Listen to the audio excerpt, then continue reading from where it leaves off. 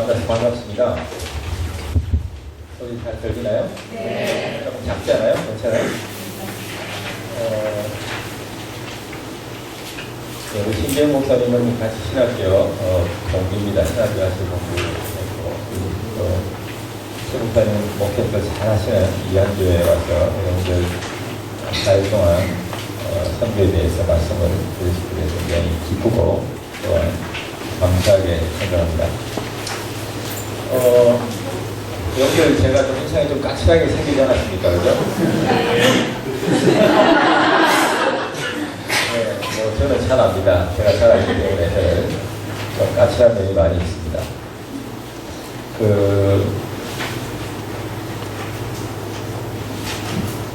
미국 이민교에서 있었던 이야기랍니다. 목사님이 설교만 시작하시면 맨 앞에 앉아있는 교인이 주무시기 시작합니다. 희한하게 설교만 끝나면 언제 그랬냐는 듯이 잠에서 깨어나셔서 목사님이 한 번은 어떻게 하면 이 교인이 좀 잠버릇을 고칠까 생각하시다가 아니나 다를까 강단에 나오자마자 이제 주무시기 시작하길래 이렇게 크게 설교 시작하면서 광고하셨답니다. 여러분 가운데 지옥 가고 싶은 사람이 있으면 일어나라고 영어로 스탠드업이라고 크게 외쳤더니 이분이 얼떨결에 잠결에 들어보니까 스탠드업 일어서라는 얘기가 들려고 벌떡 일었었대요. 근데 일어서 보니까 분위기가 이상하거든요. 왜냐하면 주위를 둘러보니까 전부 다 앉아있는데 자기만 서 있길래 이분이 머리를 걸쩍걸쩍 걸더니만 이렇게 얘기하더랍니다. 목사님, 내가 무슨 이유로 서 있는지 모르겠지만 우리 가운데 서 있는 사람은 저하고 목사님밖에 없네요.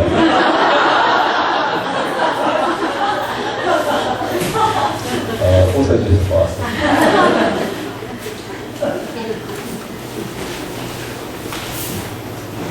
주무셔도 괜찮아요. 잠이 안 와서 불면증 때문에 그냥 약 드시는 분도 많이 계신데 얼마나 참 말씀이 편안하면 말씀 들으면서 약 드신 것도 아닌데 물론 뭐 약은 약이죠. 그죠? 구약 신약이니까. 얼마나 편안하면 참 말씀 들으면서 주무실 수 있을까. 전혀 개의치 마시고 조금 주무시기에는 좀 춥게 느껴질지 하십니다만은 편안하게 주무셔도 전혀 개의치 않으니까 편안하게 주무셔도 괜찮습니다. 반응이 좀 들어요. 마틴 루터가 그런 얘기를 한 적이 있답니다. 좋은 설교는 오래 할 필요가 없다. 그게 잘 아니고 또 하나 더 있어요. 나쁜 설교는 더더구나 오래 해서는 안 된다. 강의도 마찬가지로 좋은 강의는 오래 할 필요가 없어요. 오래 하지 않겠습니다. 나쁜 강의는 더더구나 오래 하면 안 되니까 제가 8시 55분에 칼같이 맞춰보도록 하겠습니다. 여러분들 4일째 교환은 미리 제가 줬기 때문에 양이 많은 것 같아요. 그래서 조금 제가 받는 느낌이 좀 아카데믹하지 않다는 느낌이 여러분들 반응을 봐서 너무 많이 주무신다. 그러면 조금 양을 줄이거나 선별해서 말씀을 드리도록 하겠습니다. 사실 이 보낸 여러분들이 가지고 있는 교환 내용이 이렇게 적은 내용이 아니고 사실 상당한 오랜 시간 동안 심도 깊게 다루게 될 내용들이 많은데 제가 여러분들 파악하는 데는 상당히 수준이 있으신 교인들이라는 얘기를 들었기 때문에 가급적 이 수준을 유지해 보도록 하겠습니다.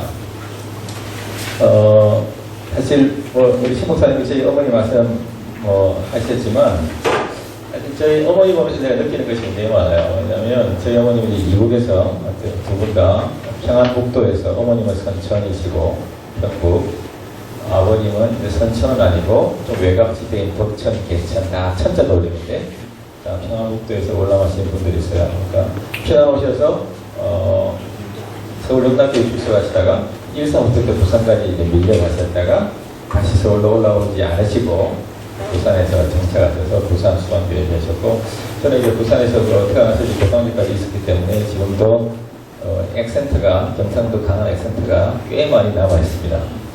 경상도 사투리를 계속 쓰지 않으려고 노력을 하지만 그게 쉽지가 않은 것 같습니다. 저희 집사람이 하도 부산 사람을 싫어해가지고 쓰지 않으려고 하는데 제가 어머니 보면서 느끼는 게 있어요.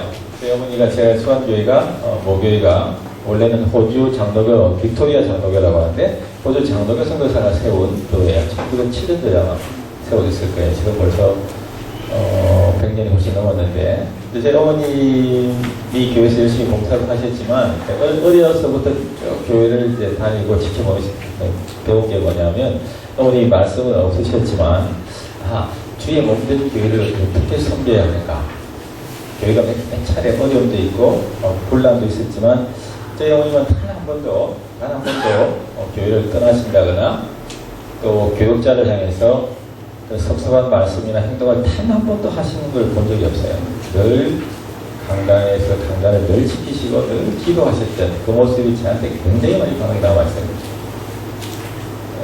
그래서 제가 어려서부터 갖는 생각이 뭐냐면, 주의 몸된 교회가 때로는 어려움이 있을 수도 있고 사실 문제가 없을 수가 없죠. 그럼에도 불구하고 늘 주의 몸된 교회를 어떻게 지켜야 하는가를 저희 어머니가 늘 몸으로 잘 보여주시지 않았다는 생각이 늘 저는 듭니다. 그래서 늘 감사해요. 어머님이 저한테 보여주셨던 교회에 대한 어떻게 섬겨야 되는지를 말씀이 아니라 행동으로 보여주셨기 때문에 늘 그 모습을 잊지를 못합니다. 저희 아버님이 이제 99세로 돌아가셨고, 그러니까 두 분을 합쳐서 반을 나누면 제 평균 수명이 나오죠. 몇 세예요? 95세죠? 여러분 제가 그렇게 못 살 것 같죠? 가능합니다. 제가 선교사로 이제 필리핀에 이제 선교사로 있었는데, 원래는 인도네시아로 지원을 했는데 필리핀으로 가게 됐는데, 필리핀이 워낙 덥잖아요. 덥고 여러분들 잠깐 단기로 뭐 일주일, 2주일 갔다 오기에는 뭐 굉장히 낭만적으로 괜찮아 보이지만, 거기서 장기 사역으로 들어가서 몇 년씩 사는 것은 그렇게 낭만적이지 않습니다.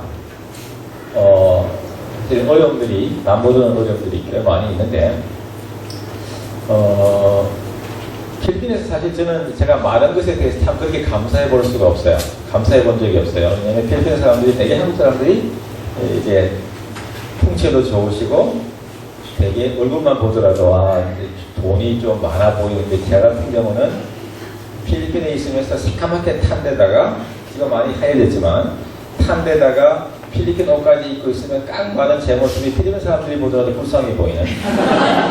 저는 그래서 보통 한국 사람들이 택시나 이런 거 타면 가끔씩 강도를 만나기도 하는데, 저는 전혀 강도 만날 위험이 없어요. 왜냐하면 찌푸니라고 하는 걸 타고 다니면 절대 현지인들이 한국말만 하지 않으면 전혀 돈 많은 한국 사람이라고 전혀 생각하지 않고, 또 제가 차를 운전하고 저희 집 사람을 모시고 다니면 다 필리핀 아주 가난한 시차로 알아요.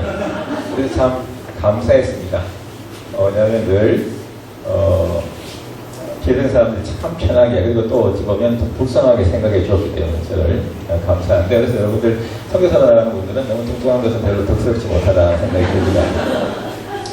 선교 사역을 마치고 이제 한국에 들어왔을 때 아는 목사님이 교회 교인 가운데 한의사가 있다고, 제가 너무 몸이 약해 보인다고 집사람하고 저하고 한번 진맥을 하고 약을 한번 이렇게 하면 좋겠다고, 보약을 한번 하면 좋겠다고 해서 이제 갔어요. 요즘 한의원은 굉장히 현대식으로 많이 되어 있더라고요. 여러 가지 검사를 쭉 다 했는데, 그 한의사 집사님이 저에게는 전혀 약을 주시지 않고, 보약을, 저희 집사람은 상당히 외모로 볼 때 건강해 보이는데도 저희 집사람에게는 보약을 먹어 드셔야 되겠다고 그러고, 저에게는 전혀 보약을 드실 필요가 없다고 얘기하더라고요.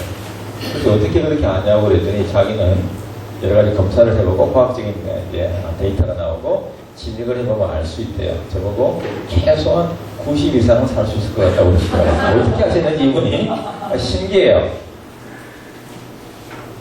근데 또 하나 이제 그 다음에 그 얘기가 그렇게 좋게 받아들여지지 않아요. 왜냐하면 저희 어머니 아버님 두 분 다 90 넘어 사실 때까지 다 저희 누님들이 보셨어요. 제가 느끼는 것이 뭐냐, 여러분 혹시 따님들만 계신 분들 계시죠? 우리 신목사님을 포함해서 따님들만 계신 분들은 자녀분들이 오래 사셔도 전혀 문제 없어요. 아들만 있다, 그런 분들은 너무 몸에 좋은 거, 유기농 이런 거 골라 드시면 아주 힘듭니다. 여러분들이 힘들다는 거예요. 저를 봐도 그래요. 저는 사실 부모님을 모시고 싶고 해도 녹음을 해서 조금 신경이 쓰이더라고는, 와이프가 오케이 하지 않으면 못 모셔요. 마음은 오는데 모실 수 없는 부모님이 계시는가 하면 마음이 원치 않대 저희 소개 아닌데 지금 장모님 모시고 살아요. 나중에 편집해 주시기 바랍니다. 근데 저도 아들만 둘이거든요. 사실 저희 누님들이 제가 누나가 굉장히 많아요. 누나가 진짜 누나가 6이고 수양 누님이 한 분, 7분의 누님이 계세요. 누님이 7이 계신데 누님들이 계시니까 부모님을 모셨다고 생각이 돼요. 저는 근데 아들만 둘이에요. 저희 집 사람이 와서 이제 아들을 둘 낳고 나더니 목이 많이 고달렸는데 딸만 둘 낳더라면 조금 스토리가 달라졌을 뻔했는데 근데 그것까지는 이해가 되는데 아들이 둘이기 때문에 저도 옛날에는 뭐 미국에 있을 때나 뭐 몸에 좋은 거 많이 골라먹고 그랬는데 요즘에는 탁치는 대로 먹습니다. 왜냐하면 딸이 없기 때문에 적당히 살다가 하나님 불러주셔야 되기 때문에 여러분들에게도 참고가 될 것이 말씀드립니다. 예, 잘 기억하시기 바랍니다. 뭐 할 얘기가 많지만 이런 얘기만 해도 한 몇 시간 걸었습니다. 여러분들 주무시는 분이 한 분도 안 계시겠고 오늘 다뤄야 될 주제는 우리가 여러분들 그 사도행전을 가지고 오늘은 좀 말씀을 드리려고 합니다. 여러분들 성경을 갖고 계시죠? 기독교는 덮어놓고 믿으면 안 돼요. 우리 어떻게 믿어야 돼요? 우리는 펴놓고 믿어야 돼요. 아시죠? 우리 덮어놓고 믿는 종교가 아니에요. 우리는 늘 말씀 중심 펴놓고 믿어야 되는데 말씀으로 자 여러분들 사도행전을 다 펴기 바랍니다. 여러분들 교환을 하고 있으니까 제가 교환을 따라 읽으면서 시간 되는 대로 중요한 내용들만 가지고 말씀을 드리겠습니다. 첫째 우리가 여러분들 교환 1페이지를 보시면 유명한 말이 하나 나오죠. 같이 한번 읽어봅시다. 시작. 불이 탑으로 존재하듯이 교회는 성경으로 존재한다. 불은 타지 않으면 타서 주위를 밝히지 않으면 그건 존재할 이유와 가치가 없듯이 교회는 선교하지 않는 교회는 교회라고 볼 수 없다. 아니 선교하지 않는 교회는 존재 가치가 상당히 상실하다. 그런 의미를 가지고 있습니다. 그런 내용들은 이제 본문에 쭉 나오니까 말씀을 드리도록 하고 여기 이제 선교 명령은 뭐 신약에만 나오는 게 아니고 구약에도 많이 나와요. 사실 성경에 나타나 있는 선교만 가지고도 사실 몇 시간을 강의할 수가 있는데 오늘은 그렇게 할 시간은 없지만 우리가 신약에만 들어와 보면 대표적인 것이 우리 처음에 나와 있는 마태복음 28장 19절 20절 잘 아시죠? 한번 읽어볼까요? 찾아서 한번 찾아보십시다. 자, 여러분들 빠른 속도로 여러분들이 따라와 주셔야 됩니다. 마태복음 28장 19절 20절 찾으셨죠? 스마트폰을 쓰시는 분들이 많이 계세요. 여러분들 아시죠? 스마트폰 쓰신다고 스마트해지는 지시는 건 아니죠? 스마트폰을 많이 쓰면 쓰실수록 덜 스마트해지세요. 자, 마태복음 28장 19절 20절 다 같이 읽습니다. 시작. 그러므로 너희는 가서 모든 족속을 제자로 삼아 아버지와 아들과 성령의 이름으로 세례를 베풀고 내가 너희에게 분부한 모든 것을 가르쳐 주시리라. 볼지어다 내가 세상 끝날까지 너희와 항상 함께 있으리라 하십니다. 아멘. 자, 이 말씀은 여러분들이 우리가 신약 시대의 대표적인 주님께서 성천하시기 전 우리 제자들에게 또 우리 지상교회에 주신 마지막 말씀 흔히 주님의 선교 명령 혹은 주님의 대위임령 혹은 The Great Commandment 혹은 지상 최대의 명령이라고 번역을 하는데 여러분들이 아셔야 될 것이 뭐냐면 이 말씀은 주님께서 승천하시려다가 갑자기 내가 까먹은 게 있다고 갑자기 생각이 나서 하신 말씀이 아니라 그 말씀이 아니라 구약시대부터 아니 예수님의 3년 혹은 3년 반에 걸친 공생의 기간 동안에 계속 강조해왔던 말을 다시 한번 랩합 한번 정리하면서 묶어서 중요한 말씀을 다시 한번 주고 가신 말씀이에요. 이 말씀은 첫째는 제안이 아니라 명령이라는 거예요. 명령. 여기 보면 헬라 원어에 봐도 다 명령 형태로 되어 있어요. 명령형. 한번 모든 족속에게 가서 제사 삼고 그 다음에 이렇게 전도해보지 않을래가 아니에요. 반드시 하라고 하는 두 명령이에요. 즉 선교는 우리 교회가 우리 입맛에 맞으면 우리 혹시 예산을 혹시 좀 할애할 수 있으면 해도 좋고 안 해도 되는 액세서리와 같은 것이 아니라는 거예요. 선교는 주님께서 우리 교회에 명하신 명령이라고 하도 여러분 기억할 필요가 있습니다. 혹시 기분 나쁘게 생각할지 몰라도 원어에 이렇게 나와 있어요. 명령형으로 되어 있어요. 선교는 우리가 취사 선택할 수 있는, 혹은 여러 가지 교회 여건이 허락하면 할 수도 있고 안 할 수도 있는 그런 것이 아니라 교회는 반드시 해야 되는 명령이다. 첫째. 둘째, 이 말씀은 예수님께서 지상에서 계속 공생의 가운데 강조하셨지만 마지막 생의 마지막 순간에 성천하시면서 지상교회를 하여금 다시 한번 꼭 상기시켜 주시는 유언의 말씀이에요. 유언적인 명령이에요. 유언. 여러분들 천개구리 얘기하시죠? 천개구리, 그죠? 옛날에 제가 초등학교, 국민학교 다닐 때도 이제 교과서에 나왔습니다만은 천개구리가 늘 엄마 말을 반대로 하다가 엄마가 늘 아들이 천개구리니까 마지막 말씀, 얘기는 반대로 할 줄 알고 했는데 천개구리가 마지막 유언을 그대로 따라하죠. 왜? 유언이니까. 이 말씀은 명령이면서 동시에 예수님께서 마지막 주신 유언적인 말씀이라고 말씀드렸어요. 딴 건 몰라도 유언이기 때문에 반드시 우리가 예수님의 이 말씀, 이 명령에 꼭 우리가 순종해야 되는 유언적인 명령이다라고 하는 것을 꼭 기억하면 좋겠습니다. 또 하나, 여기 보면 너희는 가서, 그러니까 가라고 하는 동사가 명령이 맨 먼저 나오는데 가서 뭘 하는가? 아버지와 아들과 성령의 이름으로 세례를 주고 그 다음에 모든 족속으로 제자 삼고 세례 주고 분부한 모든 것을 가르치고 지키게 하라고 되어 있는데 여기 보면 대상이 누구예요? 모든 족속. 족속인데 민족인데 그냥 민족이 아니고 그냥 족속이 아니고 모든 족속, 모든이라고 하는 정명사가 붙어 있어요.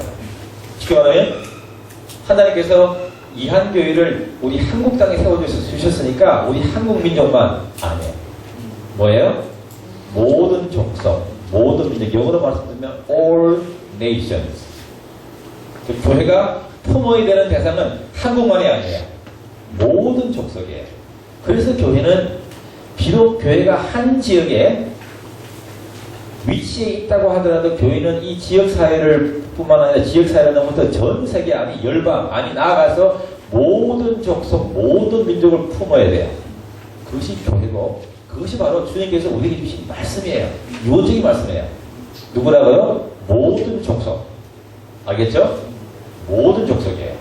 또 하나 이 모든 족속이라고 하는 이 단어는 이 개념은 또 이제 반복되는 얘기지만 예수님께서 갑자기 또 주신 말씀이 아니라는 거예요. 자, 창세기 12장으로 가보겠습니다. 창세기 12장. 창세기 12장 1절로 3절.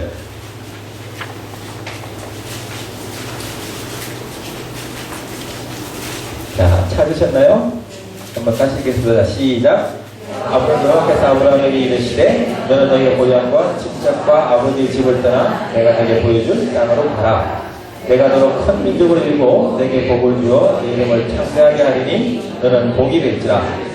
너를 축복하는 자에게는 내가 복을 내리고 너를 저주하는 자에게는 내가 저주하리니 땅의 모든 족속이 너로 말미암아 복을 얻을 것이라 하신지라.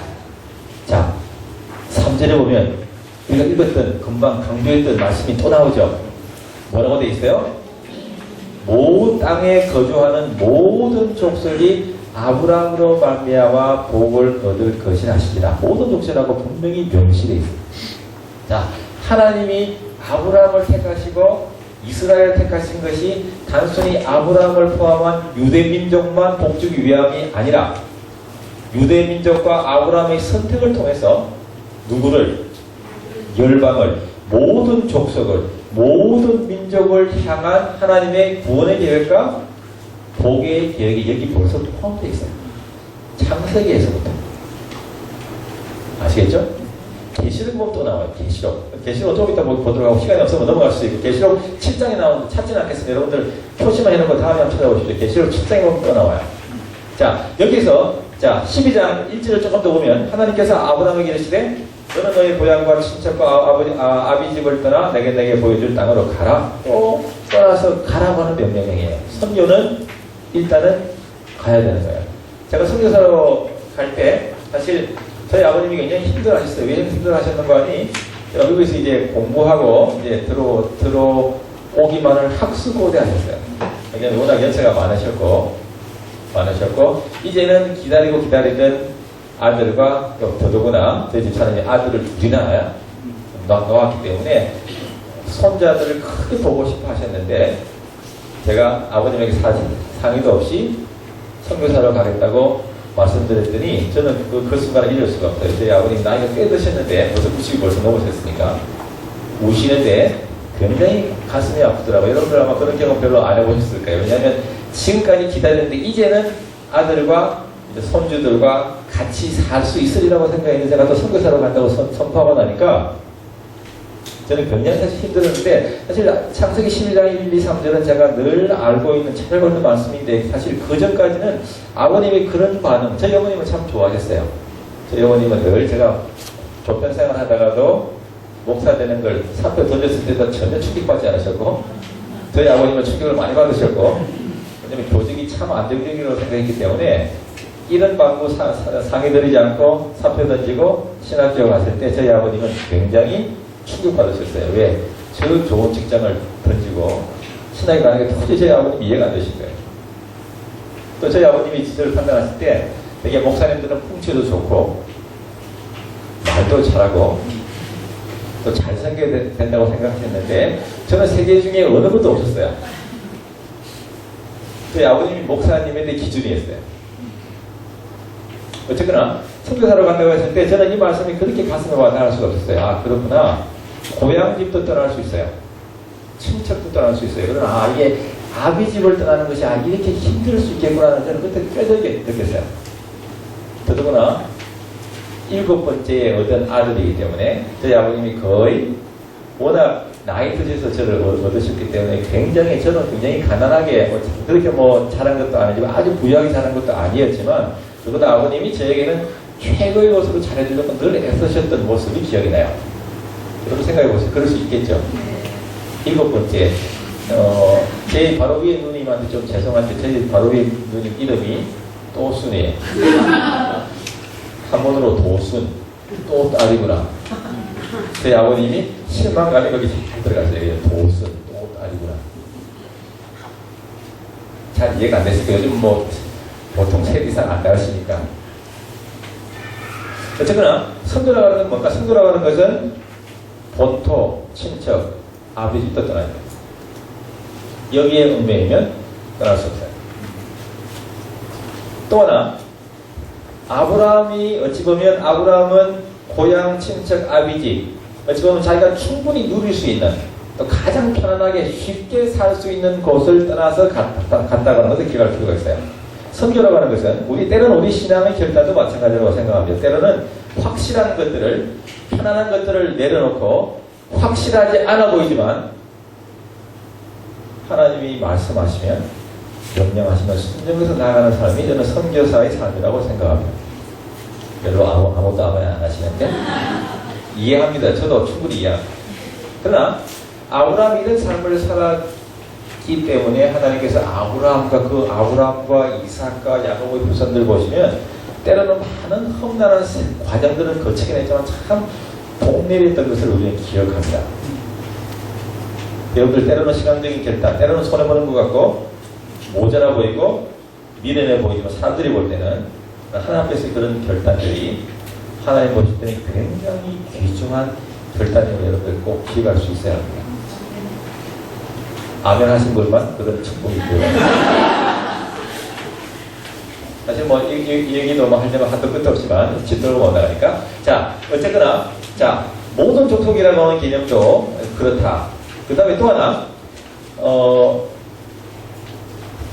또 하나 봐야 될 것이 뭐냐면 사도행전 1장 8절에 이거 제2강하고도 겹치는데 미리 말씀드릴게요. 사도행전 1장 8절. 여러분들 잘 아시죠? 같이 한번 읽어보겠습니다. 사도행전 1장 8절 1강 2강을 묶어서 조금 제가 같이 하겠습니다. 1장 8절 찾으셨죠?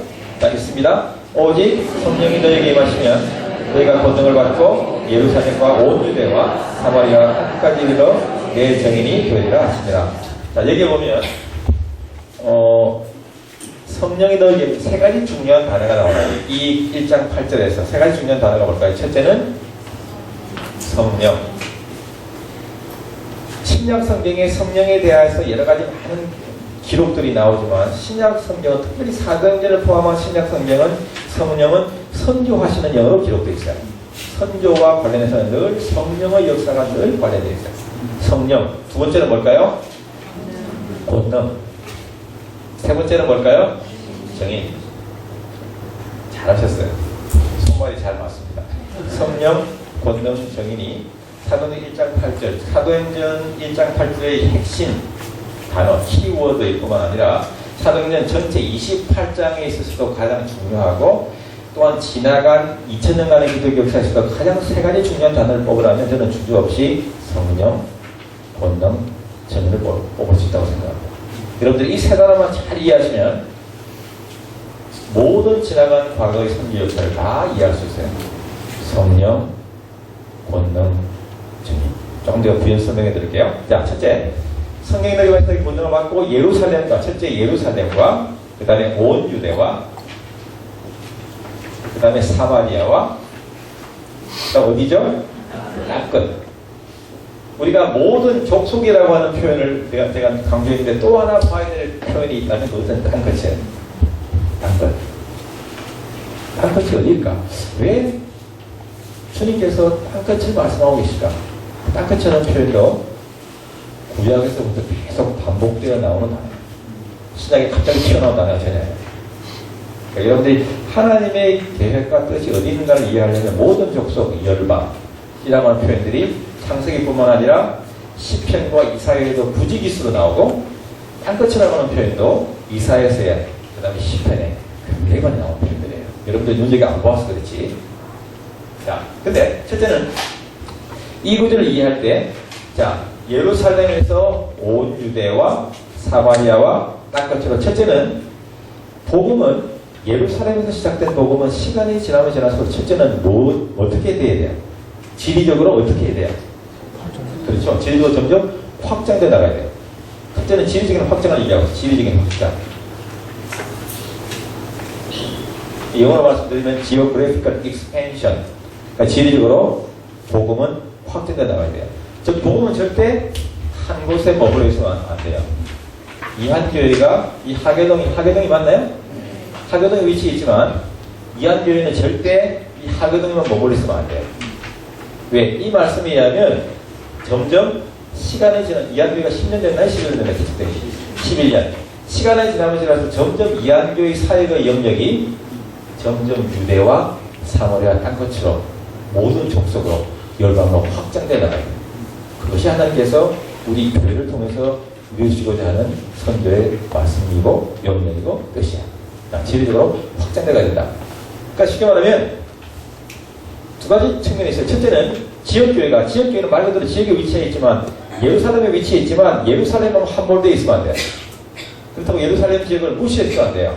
그러나 예루살렘과 유대와 사마리아 땅끝을 동시다발적으로 감당하는 선교적인 그런 넓은 그런 퍼스펙티브를 가지고 있어야 된다. 지리적인 확장. 가끔씩 사람들 가운데 이것을 잘못 해석하는 사람이 있어요. 그렇지. 예루살렘이 100% 복음화 되고 그 다음에 온 유대로 나가자. 그 다음에 온 유대가 100% 복음화 되고 그 다음에 사마리아로 나가자. 그 다음에 사마리아가 100% 복음화 되고 땅끝으로 나아가자라고 해석하는 분들이 있는데 그런 해석은 틀려요. 왜 틀릴까요? 예수님 당시나 지금이나 단 한 번도 예루살렘 지역이 100% 복음화 된 적은 없어요. 그렇게 생각한다면 2000년이 지난 기독교 역사상 지금까지도 여전히 복음은 어디에 머물러 있을까요?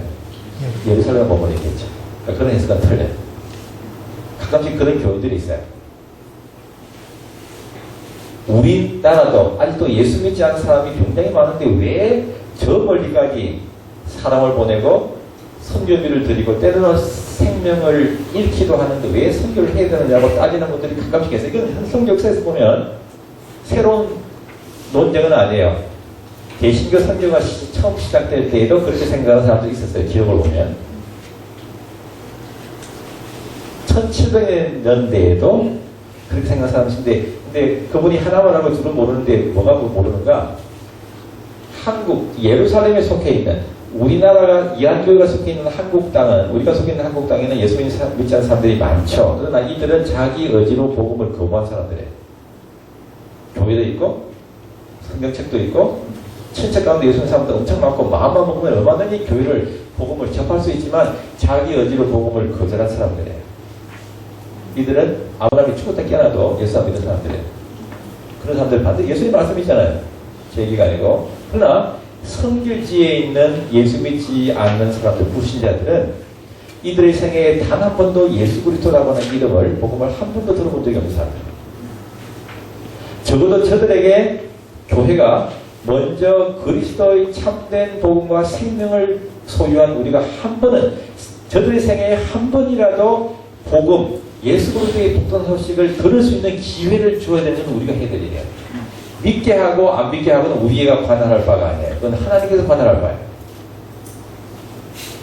이들은 자기 의지와 상관없이 복음을 접하고 싶어도, 말씀을 접하고 싶어도 한 번도 복음을 접하거나 말씀을 들을 수 있는 기회가 원천적으로 봉쇄되어 있는 저들에게는 한 번이라도 저들의 생애에 복음을 들을 수 있는 기회를 주어야 되는 것은 우리가 반드시 해야 될 일이에요. 교회가. 또 하나, 처음에 미국 교회가 한국의 선교사를 파송할 때에도 그런 감론 을박들이 있었다고 합니다. 기록에 하면. 왜? 미국 땅에도 예수 믿지 않는 사람들이 많고 한국도 알지도 못하는, 심지어 어떤 선교사는 한국이 옛날에는 코리아, 표기를 COREA로 옛날에 표기하기도 했는데 코리아를 잘못 알아들어가지고 어떤 선교사는 선교 편지에 보면 자기는 코르시카로 알고 왔다고 하는 사람도 있어요. 지중해에 있는 코르시카 섬인 줄 알고 왔다. 여러분은 잘 믿어지지 않겠지만 130년 전에 한국이라는 존재는 거의 없었어요. 그러니까 한 번이라도 복음을 전하기 위해서. 그래서 여러분들 다시 정리하면, 복음은, 교회는 반드시 교회가 위치해 있는 예루살렘으로부터 유대와 사마리아까지 점점 지리적으로 선교 영역을 확장시켜 나가야 된다. 그리고 여러분들 개인적으로도 마찬가지예요. 여러분들이 제가 언제 몇 대에 걸쳐서 예수를 믿게 되는지 저는 알지 못하지만 여러분들은 잘 알잖아요. 여러분들 부모 되든 할아버지 되든 3대든 4대든 5대든 하여간 여러분들 당대 예수 믿게 되었던 간에 여러분들 대에서 시작된 복음은 절대 여러분들 당대에서 멈춰서는 안 돼요. 어떻게 돼요? 다음 대까지 계속 이어질 수 있게 해야 되는 그런 신앙 개선의 책임이 여러분들에게 주어져 있어요. 이해하시죠? 여러분들 신앙은 좋은 거 좋아요. 더 중요한 것은 여러분들 가지게 하나님께서 허락하신 자녀들이 반드시 참된 예수꾼으로 살아갈 수 있도록 다음 세대, 자녀 세대의 신앙을 계승해 갈 수 있도록 그 책임을 꼭 여러분들이 감당해야 돼요. 그것이 이 말씀이 주는 명령이요, 교훈이요, 도전이에요. 복음은 절대 당대에 머물러 있어. 이해하시죠? 쉽지 않지만, 그러나 그것이 하나님께서 우리를 통해서 교회나 개인이나 복음은 점점 지리적으로 혹은 다음 세대로 계속 확장되어 나가야 된다. 그것이 이 말씀이 주는 굉장히 중요한 말씀이고, 또 하나 성령 권능증인, 성령은 제가 말씀드리지만 선교형으로 나온다고. 선교형으로, 성령은 선교형으로 늘 나타나고, 성령이라고 하는 단어는 헬라에 보게 되면, 헬라어는 하지 맙시다. 자, 권능이라고 하는 단어는 헬라어는 재밌어요. 혹시 아시는 분 계세요? 권능이라는 단어는 두나미스라는 단어에서 나옵니다.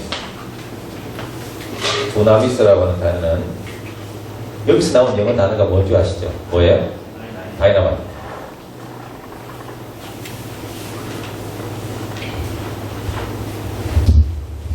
성령을 권능과 연계해서 표현했다고 하는 것이 굉장히 우리 의미심장한 뜻을 지니고 있어요. 다이너마이트가 뭐예요? 여러분 다이너마이트는 뭐가 떠올라요? 폭발시키는 거. 고속도로 닦을 때 아무리 큰 암될 것 같은 큰 방해물이 있어도, 장애물이 있어도 다이너마이트 몇 방 터뜨리면 다 없어지잖아요. 선교는 선교형이신 성령은 권능과 함께, 성령은 권능과 함께 어떠한 장애물도 해치고 부수고 나갈 수 있음을 보여주고 있어요.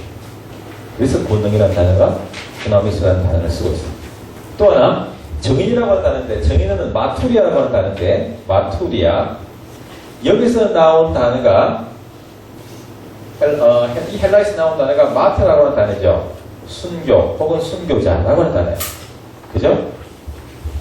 지금 여러분들 아마 지금 우리 시대에는 뭐 예수 전하다가 순교당하는 정인되는 그런 상황이 아니니까 가슴에 다 잘 와닿지 않을 수 있지만 신약 시대에 있어서 초대교회에 있어서 예수 정인된다고 하는 것은 예수 전한다고 하는 것은 정인된다고 하는 것은 때로는 자기의 목숨을 내놓을 수 있는 상황이었어요.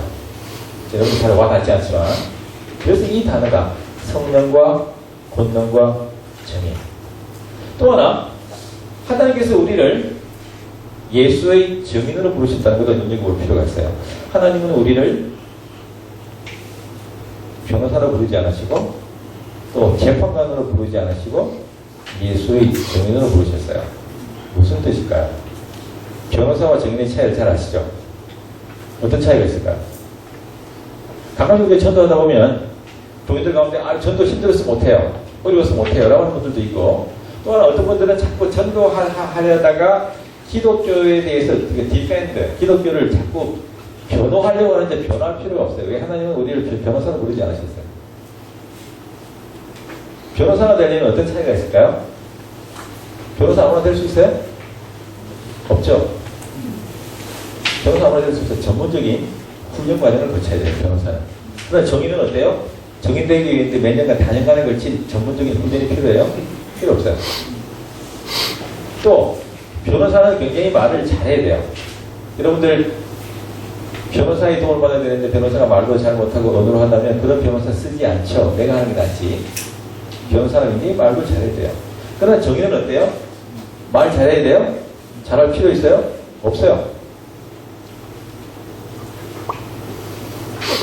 하나님은 여러분들 우리를 변호사로 부르지 않았다는 걸 기억할 필요가 있어요. 우리를 정인으로 부르셨어요.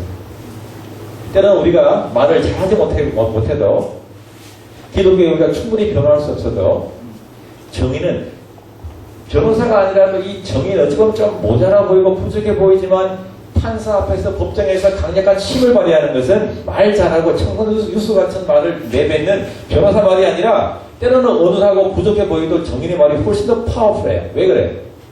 정인이니까. 직접 보았고 직접 경험했고 직접 보았고 경험하고 만진 말을 얘기하는 거니까. 하나님은 우리를 기독교에 대해서 변호하거나 재판관으로 남을 쉽게 판단하는 재판관으로 부르시지 않았어요. 정인, 말 그대로 여러분들 각자가 하나님 앞에서 체험하고 만난 예수 그리스도의 체험과 경험들을 나누면 돼요. 그것이 정인이에요. 혼동하는 분들이 많아요. 알겠죠? 따라봅시다. 나는 예수의 정인이다. 변호하려고 하지 마세요. 변호사 되려고 하지 마세요. 여러분들이 만난 예수 그리스도 그 은혜의 순간, 그 은혜의 감격들을 나누면 돼요. 그것이 바로 하나님께서 우리를 정인으로 부르시고 변호사로 부르지 않는 일이에요. 또 하나 예루살렘에서 시작한 복음은 유대와 사마리아와 한 것처럼 계속 확장되어 가야 되는데 어찌 보면 신약 성경 전체는 예루살렘에서 시작된 조그만 12명으로 시작된 예수 그리스도를 중심으로 조그만 12명의 제자들이 어떻게 온갖 시험과 역경 속에서 많은 환난 속에서도 성령의 힘을, 본능을 힘입고 정인된 삶을 살아가는가를 보여주고 있는 말씀이기도 하고 또 하나 예루살렘에서 유대와 사마리아 딴 것으로 점점 확장돼 가는 것을 보여주고 있는데 신약 성경은 영어로 우리가 흔히 이렇게 표현하지 않습니까? The New Testament. 신약, 그죠? 2강 할 때 제가 조금 더 설명을 드리겠습니다만은 이것도 참 재미있는 것 같아요. 제가 봐서는. 자, 신약은 예루살렘에서 시작된 복음이 어떻게 시간이 지나면서 폭발력을 가지고 유대와 사마리아와 고린도와 에베소와 갈라디아로 확장되어 가는가를 보여주고 있는 사건인데 첫째만 잘 따보면 재밌어요. 첫째만 따볼게요. 뭐예요? TNT. TNT 뭐예요? 같죠? 참 잘 만들었다. 그죠? 누가 만들어요? 신약 성경은 예루살렘에서 시작된 복음이 온갖 유혹과 박해와 장애물 속에서 구애받지 않고 꿋꿋하게 유대와 사마리아 땅끝으로 확장돼가는 TNT와 같은 복음 확장의 역사를 보여주고 있어요. 그게 TNT예요. 그게 신약 스토리.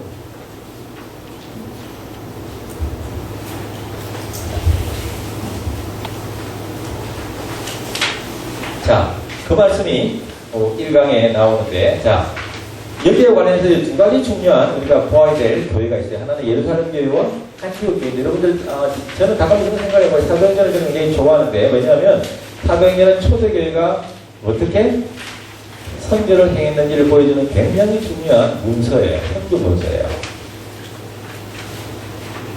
근데 저는 타임머신을 타고 한번 되돌아가고 싶다면 방문하고 싶은 교회가 이 두 교회가 여러분들은 그들이라고 생각됩니다. 예루살렘 교회와 안티옥 교회 한번 가보고 싶어요. 사도 생전을 읽을 때마다 참 멋있다는 생각이 들기 때문에. 그러나 이 사도행전에 나타나는 이 예루살렘 교회도 결국 완전한 교회는 아니었어요. 여러분들 지상에서 완전한 교회를 찾는다는 것은 착각입니다. 어느 교회도 완전하지 않아요. 저는 이한교회를 모르지만 저는 명성교회 출석하고 있지만 명성교회나 이한교회나 다 지상교회는 완전하지 않습니다. 여러분들이 완전한 교회를 찾으신다면 그런 교회는 무덤에나 있습니다. 스펄전 목사님에게 한 번 한 자매가 찾아왔대요. 그래서 물었대요. 스펄전 목사님에게, 목사님 완전한 교회 좀 있으면 소개해달라고 그랬더니 스펄전 목사님이 이렇게 얘기하셨대요. 내가 완전한 교회를 알고 있지만 절대 그 교회에 자매님이 가지 마십시오. 자매님이 그 교회를 가는 순간 자매님 때문에 그 완전한 교회가 불완전해집니다. 우리는 불완전해요. 그렇기 때문에 하나님의 은혜가 필요해요. 하나님의 타치가 필요하고 하나님의 은혜와 긍휼과 도우심이 필요해요. 우리는 절대 완전할 수 없어요. 우리는 완전한 게 아니라 온전해지기 위해서 노력하는 것 뿐이지 절대 완전할 수 없어요. 자, 예루살렘 교회도 마찬가지인데, 자, 예루살렘 교회는 어찌 보면 초대교회의 원형이라고 볼 수 있고 여러 가지 점에서 완벽한 교회라고 볼 수도 있어요. 여기 보십시오. 여러 가지 예배, 친교, 교육, 기도, 찬송, 표적과 기사, 봉사, 섬김, 나눔 참 완전한 교회였는데 재밌는 것은 자 1장 8절 조금만 더 내가 조금 왔다 갔다 하는 느낌이 드는데 1장 8절 하고 4절을 보면 성령이 임하면 유대와 사마리아 땅끝으로 흩어져야 되고 확정돼 가야 되죠. 근데 사도행전 2장에 보면 바로 예루살렘 교회에 큰 성령의 역사가 나타나서 그죠? 예수님은 약속하신 것처럼 성령을 부어주셨는데 사도행전 1장 4절과 8절 말씀에 의하면 성령 받으면 성령 받기 전에는 절대 예루살렘을 떠나면 안 되지만 기도 가운데 성령이 임하게 되면 그제사 유대와 예루살렘의 성벽을 벗어서 넘어서 유대와 사마리아 땅끝으로 가야 되는데 이 예루살렘 교회에 문제가 있었다면 성경적인 관점 더더구나 사도행전 1장 4절과 8절 관점에서 볼 때는 성령 받고도 자기들끼리만 똘똘 뭉쳐 있었다는 데 문제가 있어요. 교회의 친교는 필요합니다. 코이노니아, 펠로우십은 교회에 필요하지만 그것이 지나쳐가지고 교회에 주어진 유대와 사마리아와 땅끝으로 가야 되는 성경의 사명을 망각하거나 친교가 지나쳐가지고 병적으로 흐르면 안 돼요. 그건 친교병이라고 불러요. 저는. 친교는 필요하지만 그것이 지나쳐가지고 자기들이 똘똘 뭉쳐가지고 새로운 사람들을 배척시키고 자기들이 똘똘 뭉쳐있는 그것은 사교 집단이지 교회가 아니야. 교회처럼 보일 뿐이지. 선교하지 않는 교회의 특징이 있는 것은 뭐냐면 친교는 열심히 해요. 자기들만 똘똘 뭉쳐갖고 새로운 사람이 가비 뚫고 들어가지는 못하게 해요. 저는 늘 분석하는 게 있는데 구분하는 게 철새 교인들이 많죠. 철새 교인들을特세 교인으로 만드는 것은 굉장히 중요해요. 정착시키는 것. 근데 이特세 교인이特세를 부리면 안 돼요. 여러분 한번 생각해 보시죠. 아직 뭐 11년이지만 그래도 그럴 수 있어요. 오래된 교회일수록 교회 오랫동안 터줏대감 역할을 한 분일수록 자칫 내가 혹시特세 교인은 참 좋지만特세 교인이特세를 부리면 안 된다. 혹시 내가 그러지는 않는가? 새로운 분들에 대해서 제가 미국 교회를 우리 학교 박사과정 목사님들 25명을 인수하고 3년 전에 미국 교회를 방문한 적이 있는데 성장하는 교회의 특징이 있어요. 주차장에 내려보면 알아요. 미국 교회인데 우리같이 아시아 사람으로 생겼는데도 얼마나 웃으면서 상냥하게 대해주는지 기분이 너무 좋아요. 또 가고 싶어요. 여러분들 주차장에 딱 내리는 새로운 교회에 여러분들 모습들 보면서 어떤 반응을 올지 한번 생각해 보세요. 특별히 이런 모습들은 원래 표정들이 밝은 분들이 많이 안내하시면 좋아요. 저는 표정이 밝지 않아서 저는 가만히 있으면 화난 얼굴이고 웃으면 보통 사람 얼굴이기 때문에 그러니까 특별히 웃음이 늘 많은 분들이 계세요. 그래서 굉장히 중요한 얘기예요. 친교는 필요하지만 친교가 병적으로 그러면 안 돼요. 왜? 병적으로 그러는 순간 이웃을 향한, 세계를 향한 선교적인 사명을 망각하기가 쉽기 때문에. 자, 보십시다. 사도행전 2장을 보세요. 떡을 떼고 친교하고 말씀을 나누고 성찬에 참여하고 얼마나 좋아요. 니거 내거도 함께 필요에 따라서 나누고 얼마나 좋아요. 자발적으로 나누는 거예요. 자발적으로. 공산주의처럼 강제로 한 것도 아니에요. 자발적으로 나누고 얼마나 좋아요. 그럼에도 불구하고 이 예루살렘 교회는 자기들끼리만 똘똘 뭉쳐있어가지고 선교하지 않았어요. 예루살렘을 성벽을 넘어서서 사마리아와 땅끝으로 가지 않았어요. 그때 일어났던 재밌는 역사가 있어요. 사도행전 6장. 6장에 보면 뭐가 나와요? 히브리파 유대인과 헬라파 유대인이 서로 구제 문제 때문에 서로 싸우죠. 자, 제가 말씀드렸죠. 예루살렘 교회가 완전한 교회가 아니다. 히브리파 유대인과 헬라파 유대인이 서로 뭐예요? 원망하고 다툼이 생겨요. 저는 그래서 성경이 참 좋아요. 예루살렘 교회같이 완전한 교회처럼 보이는 교회도 서로 원망하고 다툼이 있고 얼마나 인간적이에요. 제가 성경을 여기서 다 뺐을 법한데 그것이 성경의 묘미예요. 여러분들 문제 있을 수 있어요. 문제가 아니에요. 문제가 아니라 문제를 어떻게 푸느냐가 문제예요. 여러분들 교회 봉사하시면 때로는 마음 상할 수 있어요. 속상할 수 있어요. 그거 이상한 거 아니에요. 예루살렘 교회도 그랬는데요. 1차 선교여행 마치고 바울과 바나바는 심히 대판 싸우고 헤어진 거 아세요? 찾아볼까요? 아시죠? 죄송합니다. 크리스천의 말은 아니고. 그러니까 대단한 사도들도 대판 싸우고 헤어졌다고 그랬어요. 싸울 수 있어요. 그러니까 분쟁을 두려워하면 교회에 못 나와요. 딴 교회 가면 좋을 것 같죠? 그럴 거 없어요. 제가 어머니 말씀 제가 괜히 드는 게 아니에요. 저희 어머님은 교회 굉장히 어려움도 많았지만 늘 그 교회를 6년 동안 지키는 그 모습이 저한테는 굉장히 감동적이었어요. 딴 교회 가버렸을 될 법한데 안 가죠. 근데 지나고 제가 목사가 되보니까 어머님이 얼마나 감사한지 몰라요. 여러분들 그러셔야 돼요. 여러분들 자녀들에게 조금만 어려움이 있다고, 교회 어려움이 있다고, 문제가 있다고, 기분 나쁘다고, 원망한 일이 있다고 떠나버리고 여러분들이 자녀들이 너무 잘하겠어요. 그러시면 안 돼요. 어렵고 힘들어도 주의 몸된 교회를 끝까지 지키는 모습을 여러분들이 자녀들에게 말씀할 필요 없어요. 행동으로 보여주셔야 돼요. 그것이 여러분들이 후손들에게 자녀들을 줄 수 있는 최고의 선물인 것을 기억하시기 바랍니다. 혹시 몇몇 교회를 옮기셔서 지금 텃세로 자리 잡았다면 더 이상 철새로 가지 마십시오. 알겠죠? 감사해요. 여러분들이 저는 그런 어머니들, 아버지들이 될 수 있게 되기를 바랍니다. 자, 근데 육상에 보면 교회라고 하는 것은 사람들이 모였으면 파워가 있어요. 힘이 있기 때문에 이 힘을 외부적으로 쓰지 않으면 복음의 비본질적인 부분, 구제가 얼마나 좋은 거예요. 근데 구제 때문에 싸워요. 나쁜 일로 싸운 것도 아니에요. 구제, 돕는 일 때문에도 싸울 수 있어요, 교회가. 그것도 딴 교회도 아니에요. 예루살렘 교회인데. 왜 그런가 아세요? 교회가 사람들이 모여있는 곳이기 때문에 또 우리가 불완전하기 때문에 사람들이 모였을 때 이 힘을 외부적으로 선교하고 남을 돕고 봉사하는 일적으로 힘을 쓰지 않으면 구제같이 좋은 일을 놓고도 싸우고 분쟁이 일어날 수 있어요. 교회라는 것이.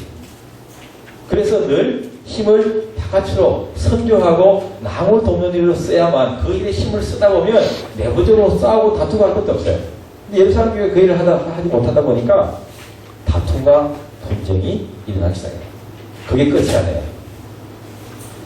7장을 나옵니다. 7장. 오늘 요거만 마쳐야 되겠는데요. 7장. 조금만 더 하고 마칠게요. 자, 7장에 보면 7장 맨 마지막 절 7장 57절부터 보겠습니다. 자, 그 다음에 스데반 7 집사 가운데 한 사람이 스데반 집사가 순교하는 장면이 나오고 7장 57절부터 제가 읽을게요. 여러분 눈으로 따라오세요.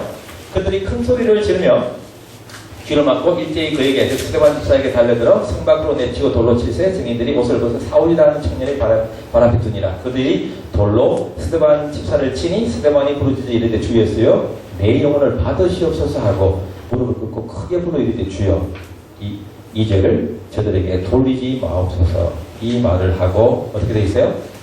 잔인하. 첫째, 스데반 집사의 죽음을 작다고 표현해요. 사도행전을 누가 기록했죠? 사도행전 누가 기록했어요? 두 번의 힌트를 드리는데 누가라고 계속. 사도행전 누가 기록했어요? 누가? 네, 이제야 잘 나와. 이게 무슨 말인지 어리둥절한 분이 계시죠? 그때 분들이 설명해 주시기 바랍니다.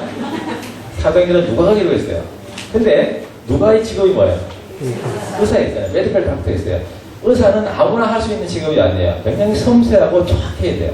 사실 저도 의과대학 가고 싶은데 실력이 안 돼서 못 가는데, 그래서 집사람이 제가 자기보다 먼저 죽으면 의과대학에 보내주겠대요. 그래서 시신형으로 안 갈리면 오래 살아야 돼요. 근데 이 누가가 누구보다도 섬세하고 정확한 누가가 스데반 집사의 마지막 죽음을 가리켜서 작다고 표현해요. 실수했을까요? 아니요. 왜 그랬을까요? 왜 그랬을까요? 왜 작다고 표현했을까요? 여기는 굉장히 심오한 초대교회의 선조와 초대교회의 신앙 고백이 이 속에 담겨져 있어요. 누가가 실수로 아니 졸다가 작다고 표현했는데 장난 아니에요. 신약 성경에는 여러 차례 예수님도 나사로 죽었는데 잔다고 표현했죠. 깨어나겠다고 그래요. 신약 성경에는 여러 차례, 여기만 다가 아니에요. 저는 성경을 여러 군데를 같이 많이 보는데 성도의 죽음을 가리켜서 흔히 잔다고 표현해요. 잔다고 하는 표현은 뭘 전제라고 했어요? 그렇죠. 권사님이세요? 권사님이세요? 너무 대답을 잘하시더라고요. 잤다고 표현해요. 잤다고 하는 말은 언젠가는 뭐예요? 깨어난 것을 전제하는 말이에요. 자, 분명히 죽었다고 표현해야 되는데 그렇게 적지 않고 누가는 이 말을 하고 자니라.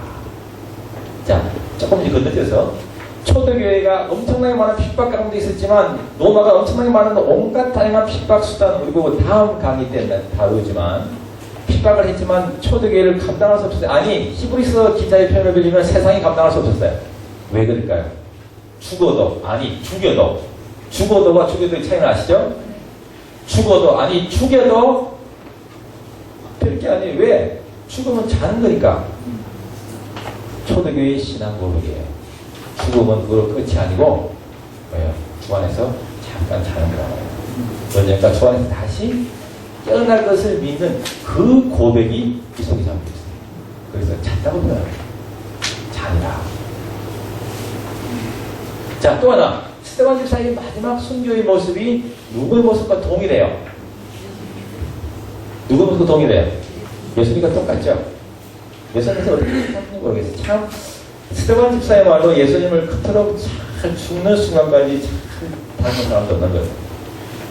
스데반 집사의 죽음은 예수님을 꼭 그대로 닮았어요.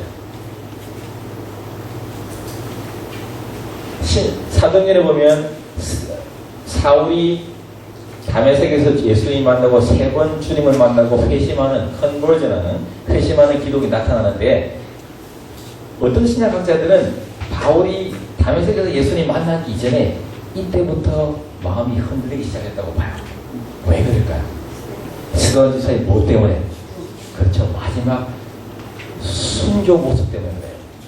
예수님처럼 여러분들 돌에 죽으면서 자기를 돌로 쳐 죽이는 사람에게 하나님 저들을 용서하여 주옵소서. 저들이 하는 일을 알지 못하나이다. 이렇게 중보하고 죽을 수 있겠어요? 없을 것 같죠? 그래도 기도하셔야죠. 만약 스데반이 가정해보면 스데반이 막 자기를 돌로 쳐 죽이는 사람들 앞에서 그냥 생명을 애건하게 구걸하고 고통 가운데 어쩌면 저들 욕하거나 저주하면서 구차하게 죽었다면 어찌 보면 강박했던 사울의 마음이 뜻한포해 줄 수 있을 거야. 잘 죽었다. 그러나 그 마지막 생의 마지막 순간이 예수님처럼 오히려 자기를 돌로 쳐 죽이는 사람들 향해서 중보하고 기도해 주는 모습이 잔잔했던 사울의 마음에 호수에 큰 돌을 던지고 돌의 파장이 섞을러 갔다고 보는 신학자들이 있어요. 저도 거기서 꼭 찬양하죠.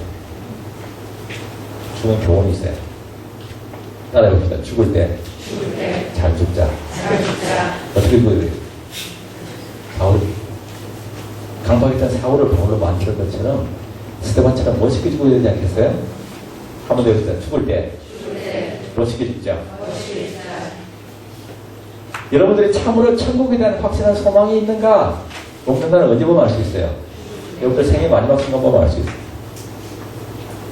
겁먹지 마세요. 그렇다고 기도하셔야 돼요. 하나님, 내 생의 마지막 순간의 모습이 내가 참으로 하나님 나라를 소망하고 살아가는 천국에 대한 희망을 가지고 소망을 가지고 믿음 가운데 살아가는 사람처럼 하나님 내 생의 마지막 순간이 그런 순간으로 끝날 수 있도록 기도하셔요. 스테반처럼.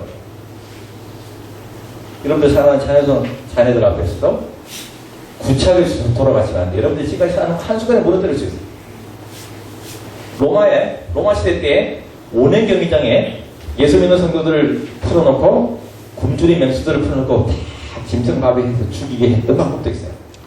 그때 로마 사람들이 그걸 보면서 희귀낙낙 스포츠처럼 즐기면서 유희처럼 즐겼지만 마지막 생애의 순간의 모습에서 초대교회 성도들이 고통 가운데 죽어가면서도 하나님을 찬양하고 피한 모습으로 기도하면서 죽어가는 모습이 보면서 희낙낙했던 로마 사람들이 마음속에 큰 반향을 불러일으켰던 거 아십니까? 아니 도대체 저 사람들 마음속에 뭐가 있길래? 뭐가 있길래? 두려움과 영적인 경외심을 불러일으키기 시작했다는 기억할 필요가 있습니다. 이건 제 얘기가 아니에요. 초대교회에 나와 있는 많은 사례들이 있어요.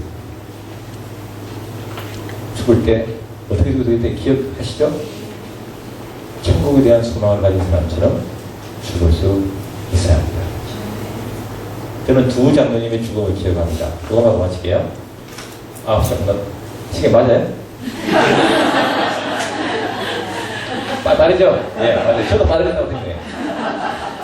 한 장로님은 돌아가실 때가 다 되시더라고 후손들, 자녀들을 모시고 기도해 주시고 영적인 권면을 하시고 목사님한테 예배드리고 운명하신 장로님이 계시는가 하면 한 장로님은 청량리 쪽에 계신 장로님 불편하게 죄송해요. 장로님을 녹화하는 얘기라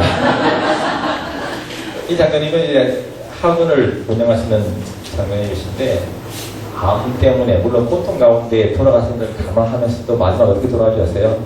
예수가 뭐가 다 귀찮아. 그걸 물론 고통 때문에 갔다는 걸 기억하지만 씁쓸해요. 그죠? 우리 생애 모습이 세반처럼 멋있게.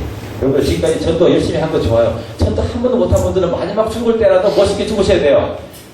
이해하세요? 네. 오늘 여기까지만 하고 마칠게요. 다음 시간에 들어가세요. 고맙습니다.